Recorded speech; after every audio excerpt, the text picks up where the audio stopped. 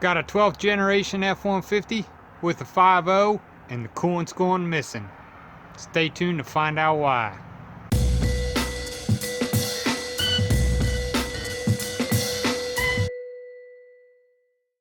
If you're new to the channel, my name is Pete. Typically we're working on a different F-Series truck that I have. I have a 55 Ford F150, so check out those videos as well. But let's figure out why we have a mysterious coolant leak on my F-150. Basically what I've been having going on, I've been losing coolant. Haven't been able to figure out as to why. I had an issue with the water pump a while back. Water pump was changed out. Multiple trips back to the dealer. Could not find anything leaking. But every time I change the oil, it is coming up a half a gallon low on coolant. And so it's got a steady leak somewhere. Couldn't smell it in the exhaust. Couldn't find any visible leaks. I finally figured out what it is and why I haven't been able to see those leaks, and we'll show you why and what to do to fix that. Alright, to get better access to where we're having a leak, I want to go ahead and take the air intake off and move it out of the way. Now where we're having the leak is actually right here, and as you can see, it's not currently leaking. The vehicle is at running temperature currently and hasn't cooled down yet. So there's the O-ring that's in this piece right here, has got pressure on it, so it's not currently leaking, which was what a big problem was on tracking this down, because anytime I looked for the leak, it wasn't happening.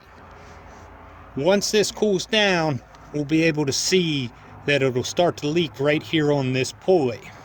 Another reason that it was hard to locate this leak is because when it would come and drip down this pulley, it's falling right on this cross member. And since it's only leaking just what's in the hose at the time that it's cool, it only leaks a small amount at a time, and it lands on this cross member and not on the ground. So I could never track down and see, hey, there's a puddle of coolant here. After the engine's had time to cool down, you can see where it's leaking right out of this fitting down onto the pulley. And it has to cool down to let that be not under pressure, and then that leak starts right there. So we have a bad O-ring in this T-piece. To gain access to the O-ring, I'm going to go ahead and remove the metal clip so I can take the connection apart from the upper radiator hose and this T connection.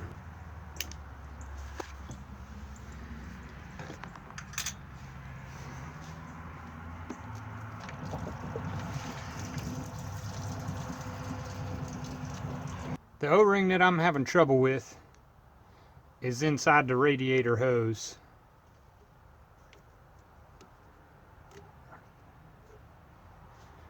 We're going to go ahead and remove this whole T-fitting so that we can replace the O-ring that is in the T-fitting as well. So I'll remove the upper hose clamp from the fitting and take off the metal clamp so we can take apart the connection to the water pump as well.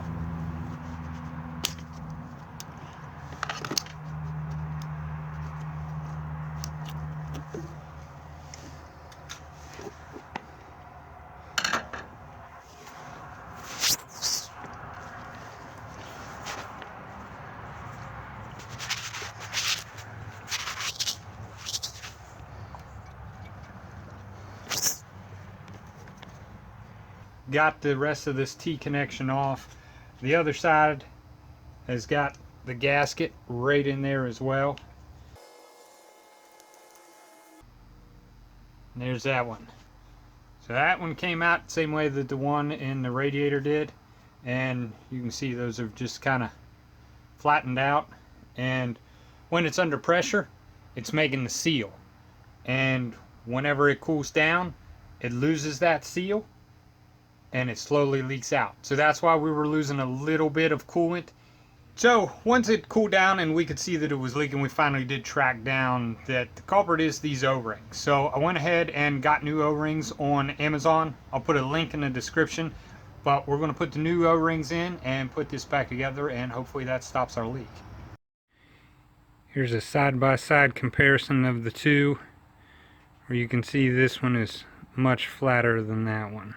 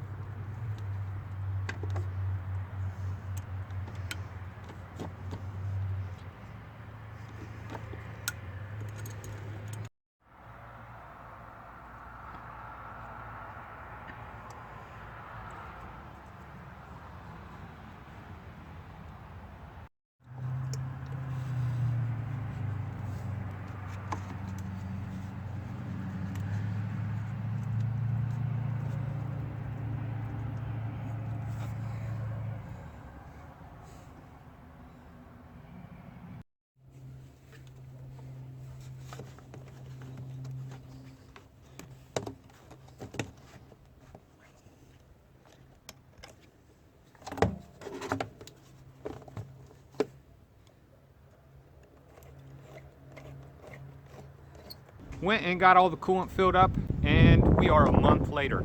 I don't see much point in doing one of these videos if we don't see the results. And a month later, we are still at the same level that we were when we filled it up with coolant after changing the O-ring. So that has solved my problem. I hope this helps you all as well. Check out my other videos, and we'll see you next time.